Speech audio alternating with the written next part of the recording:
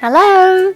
Today's story is The Adventures of Paddington, the Crown Jewel's Caper. Dear Aunt Lucy, thank you so much for the birthday card. I put it pride of place next to my bed. I've had the most memorable day. It all started with a song. Happy birthday, dear Paddington, sang the Browns. Happy birthday to you. Oh, thank you, said Paddington. He blew out the candles with a pft and made a wish. What did you wish for? Asked Judy. I wished for a wonderful birthday, and here I am having one. Paddington handed gifts to everyone. In Peru, we give presents on our birthdays, he explained. We have presents for you too, Paddington, said Mr. Brown, in between mouthfuls of cake. But there isn't time to open them as we need to go now, or we'll miss your special birthday treat. Outside, Mr. Brown showed Paddington the special treat. It was Bessie, his birthday tour bus. Would you like to go on a London sightseeing trip?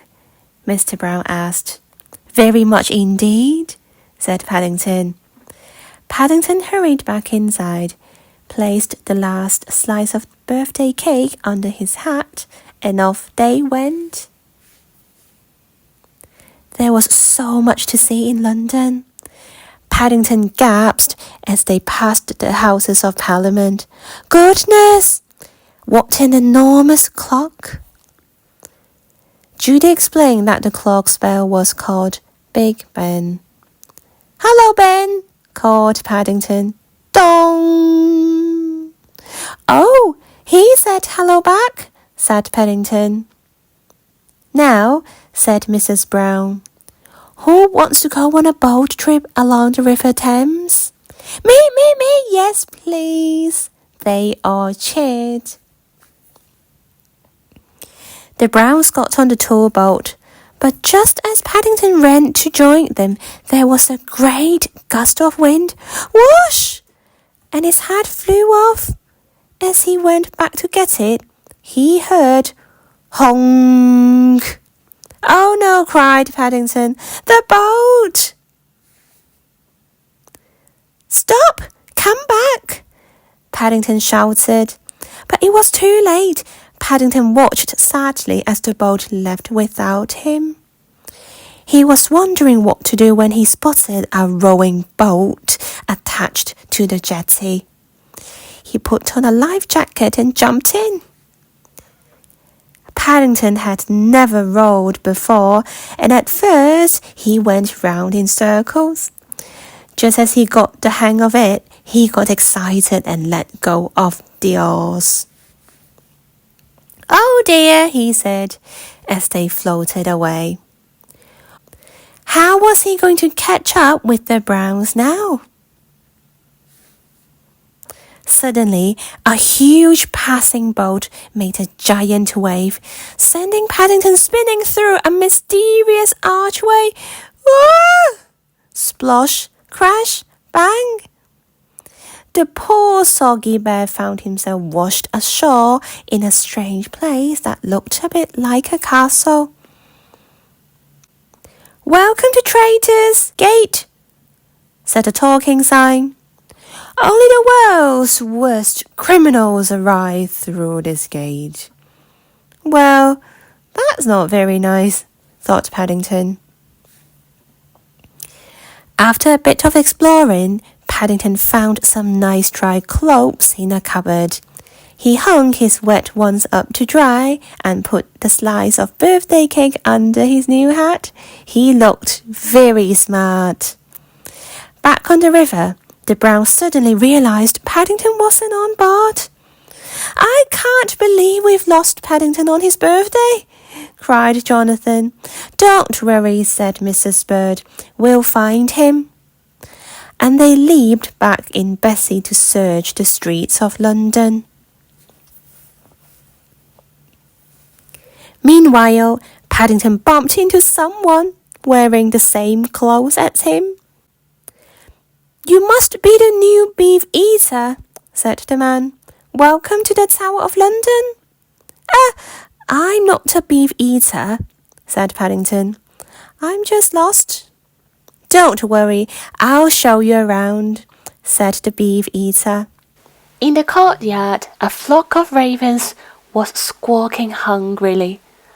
Legend has it that if ever the ravens should leave the Tower of London, the city will fall, said the man. "Well, we can't have that," said Paddington, and he was about to offer the birds some cake when the man told him it wasn't allowed. "Oh, my mistake," said Paddington, trying to shoo them away. But the ravens started to chase him.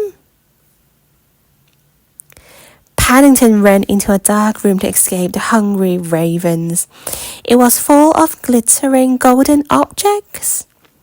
"Welcome to the crown jewels," said the loudspeaker, "the most famous jewels in the entire world." "Wow," said Paddington. As Paddington looked around in wonder, he accidentally tripped and his cake flew across the room, landing splat on a crown. "Oops," said Paddington. Paddington tried hooking the crown with his stuff so he could clean the cake off, but as soon as he lifted it, blood, blood! Alarms rang, lights flashed, and the beef eater charged in, looking furious. "What's going on in here?" he shouted. "There's been a terrible mistake," Paddington tried to explain, as the conveyor belt sent him flying out the door with the crown zooming after him and landing, thump, on his head. "Come back here with the crown jewels," the beef eater shouted. Paddington's trouble didn't end there. He was chased around the courtyard by the hungry ravens who were trying to eat the cake on the crown. Meanwhile, the beef eater alerted every police officer in London to the theft. "Stop the thief!" he commanded, and he was just about to throw Paddington into the dungeon when... Beep, beep! The Browns arrived with P.C. Wells, who had heard the alert on his radio. They were very surprised to see Paddington wearing the crown and a beef eater outfit. Paddington explained what happened. "Paddington is a very kind bear," P.C. Wells told the beef eater. "If he says it's a mix-up, then it is." Paddington thanked P.C. Wells and then ended his birthday perfectly on a proper tour of the Tower of London with the Brown family. It was just about the best birthday I could have hoped for. Aunt Lucy, I saw lots of London, met a beef eater, and stopped at the crown jewels being stolen by me. I'd love to show you the Tower of London one day, but perhaps we'll use the front door next time. Love from Paddington. The end. I hope you enjoyed reading with the Children Reading Club today. I'll see you next time. Don't forget to hit the like button and subscribe to the channel. Bye!